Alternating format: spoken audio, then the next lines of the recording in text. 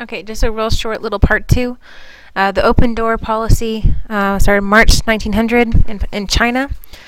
A little bit prior to this, many of the European countries, England, Germany, Japan, Russia, France, had carved out their own spheres of influence in China, those that had basically a monopoly of trade within those spheres of influence, exclusive rights to develop those areas within the trade.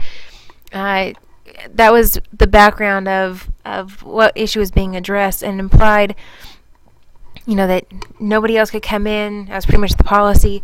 Secretary John Hay comes in and, was quite alarmed at the practice of spheres of influence, dominating trade within those spheres, and dispatched a diplomatic note asking to accept an open door policy, basically a free trade policy for China. All the replies that he got back, nobody said no. No explicit yes, but nobody outright denied it. So he decided that it was a go. We could go with it. People considered it a diplomatic triumph. No one, by nobody outright denying it.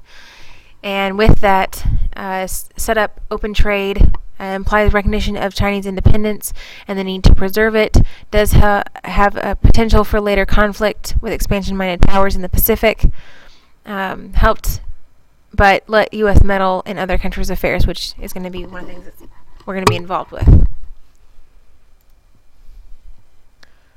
There's a good visual of the different spheres of influence.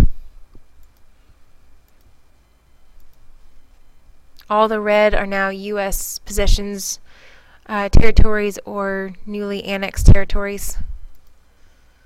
Boxer Rebellion was the first test of that open door policy. Secret idealist, nationalist Chinese society, the Boxers tried to oust all foreigners from the country. U.S., Great Britain, and Germany had to get involved to end it. They were attacked settlements, murdered dozens of missionaries. With that, they had to get involved.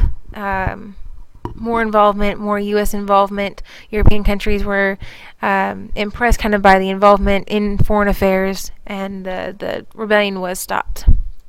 Overall lasting effects of the time period: Teddy Roosevelt became a war hero as a result of the Spanish-American War, which was positive for him, helping him to have a stepping stone towards being president. Reunited the North and South, because after the Civil War, they still had the Union versus the Confederacy, and now they have common goals, common causes.